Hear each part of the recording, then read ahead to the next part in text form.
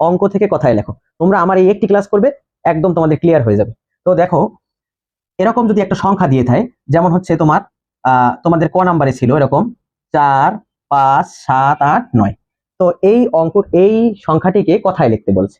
তো কথায় লিখতে বলার ক্ষেত্রে দুইটা নিয়ম আছে, আমাদের বেসিক জিনিসটাকে পড়তে হবে। তোমাদের বইয়ে একটা রীতি হলো দেশীয় রীতি, দেশীয় রীতিতে কথায় লেখা,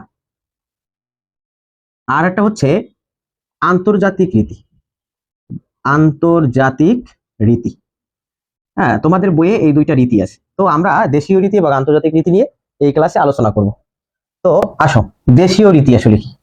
দেখো, দেশীয় রীতিতে যে কথায় লেখা, আমরা যে নর্মালি যে কথায় লিখি, একটা সংখ্যাকে যখন আমরা বলি, নিজেরা বলি, তখন হচ্ছে আমরা, যেমন মনে করো এটাকে আমরা বলি কি 503, যে কেউ বলতে পারবে এটা কত, 503। এই যে বিষয়টা আছে, এটা বড় বড় সংখ্যাকেও আমরা যখন নর্মালি কথায় বলি, সেটা হচ্ছে দেশীয় রীতিতে কথায় লেখা, যেটা সাধারণ। তো দেশীয় রীতিতে কথায় লেখার বিষয়টা হচ্ছে এরকম, যে তুমি একক স্থানের একক, তারপর হচ্ছে দশক, তারপর হচ্ছে শতক, তারপর হচ্ছে হাজার, তারপর হচ্ছে অযুত, তারপর হচ্ছে লক্ষ, তারপর হচ্ছে নিযুত, তারপর হচ্ছে কোটি। এই পর্যন্ত। তো এই সিরিয়ালটা আমরা সবসময় মেনটেন করে কথায় লিখবো।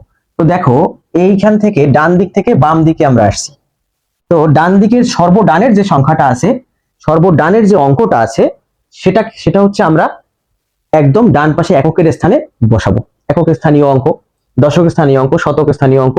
এখন কথা হলো, অযুত তো আমরা কথায় বলি না, আমরা বলি কি লক্ষ, কোটি। কিন্তু কখনো বলি যে তুমি তুমি আমার কাছে 1000 অযুত টাকা পাও, বলি না। তার মানে হচ্ছে এই যে অযুতের যে ব্যাপারটা, অযুত যাবে হাজারের সাথে। তার মানে হাজার আর অযুত বন্ধু, এরা হলো বন্ধু। যখন হাজারে একটা সংখ্যা থাকবে, হাজারের ঘরে একটা অঙ্ক থাকবে যখন, তখন আমরা এই শুধুমাত্র এই জায়গাটায় বসাবো। আর যখন দুইটা অঙ্ক থাকবে, হাজারের পরেও আর একটা অঙ্ক থাকবে, যেমন ধরো 12,507। এখন দেখো, একক, দশক, শতক, হাজার, এই হাজারের ঘরে দুই তো আছেই, তারপরে আবার এখানে একটা আছে। তার মানে অযুতের ঘরে তখন সেটা বসাই দেবো। এই অযুতের ঘরে যদি কিছু বসে, এই অযুত আর হাজার মিলে আমরা টোটালি বলবো যে এটা হাজার। তো এরপরে সেম লক্ষর ক্ষেত্রেও, লক্ষ আর নিযুতের ঘরে যারা থাকবে সবাইকে আমরা বলবো লক্ষ। এরপরে কোটির ঘরে, এর আগে যদি আরো কোটির ঘরে, কোটি থেকে যদি এদিকে আরো সংখ্যা থাকে, সেক্ষেত্রে আমরা সেগুলোকে সবই কোটি বলবো। তো দেখো, এবারে আমি তোমাদেরকে দেখাই যে কিভাবে এটা বসাবে। তো এই যে একটা সংখ্যা আমি লিখছি, সেই সংখ্যাটাকে আমরা কিভাবে কথায় লিখবো দেশীয় রীতিতে। তো সেক্ষেত্রে দেখো 9। তো তোমরা একটু গুনবে যে এই ডান দিক থেকে, কিন্তু ডান দিকে একক স্থানে হচ্ছে 9। এরপরে দশকের স্থানে যাবে কত, 8। এরপরে শতকের স্থানে যাবে কত, 7। হাজারের স্থানে যাবে কত, 5। এরপরে হচ্ছে অযুত, তাহলে একক, দশক, শতক, হাজার, অযুত, এই অযুতের স্থানে যাবে কত, 4। তো এখন তোমরা দেখো, অযুতের স্থানে কিন্তু এই 4 আর 5 দুইটা চলে গেছে। তার মানে 4 5 মিলে আমরা সংখ্যায় বলি হচ্ছে 45। তো আমরা লিখব 45,000। আমরা তো আগেই বলেছি যে অযুত আর হাজার মিলে কিন্তু হাজারই লিখবো। তো 45,000। এরপরে শতকের ঘরে আছে 7, তার মানে 700। এরপরে দশকের ঘরে আছে 8, তাহলে এই দশক আর একক এরা মিলে হচ্ছে 8 আর 9 মিলে হচ্ছে 89। তার মানে আমরা 789 বলবো, 89। ঠিক আছে, এটা হচ্ছে আমাদের কথায় লেখা হয়ে গেল। তার মানে 45,789 এই সংখ্যাটা, এটাকে কথায় লিখতে বলছে। তো সেক্ষেত্রে আমরা কি করব, দেশীয় রীতিতে একটা সহজ টেকনিক আছে, সেই টেকনিকটা কি তোমরা দেখো। তোমরা সবসময় একটা সংখ্যা মনে রাখবে, সেই সংখ্যাটা হচ্ছে, এটা কিন্তু খুবই ইম্পর্টেন্ট এবং তোমাদের এমসিকিউর জন্য ইম্পর্টেন্ট টেকনিক। এটা মনে রাখবে হচ্ছে 3, তারপর হচ্ছে কি 2 2। এটা মনে রাখবে যে 3 2 2। ঠিক আছে, এটা দেশীয় রীতির ক্ষেত্রে তোমরা মনে রাখবে 3 2 2। কেন? যখনই এরকম একটা সংখ্যা দেখবে যে দেশীয় রীতিতে কথায় লেখো, তখনই তোমরা করবে কি, দেশীয় রীতিতে কথায় লেখার যেহেতু আসছে, বা যদি শুধু কথায় লেখো থাকে তাহলে বুঝবা যে দেশীয় রীতিতে। আর যদি বলে দেয় আন্তর্জাতিক রীতিতে, যদি বলে দিবে তোমাদেরকে প্রশ্নে। তো এখানে হচ্ছে এই 3 2 2 কেন বললাম, তুমি কি করবা, তুমি এই যে সংখ্যাটা তোমার কাছে দেয়া আছে এটাকে ডান দিক থেকে 3 2 2 মনে রাখবা। তার মানে 3টা অঙ্কের পরে আমি একটা কমা দেব। প্রথমে কাজটাই করবা কমা দেওয়ার, 1 2 3, এই 3 অঙ্কের পরে আমি একটা এখানে কমা দিয়ে দিলাম। ঠিক আছে, এরপরে এই 3 অঙ্কের পরে কমা দেওয়ার পরে 2 2, তার মানে তারপরে দুইটা অঙ্ক 1 2, এরপরের 2 অঙ্কের পরে আমরা কমা দিয়ে দিলাম একটা।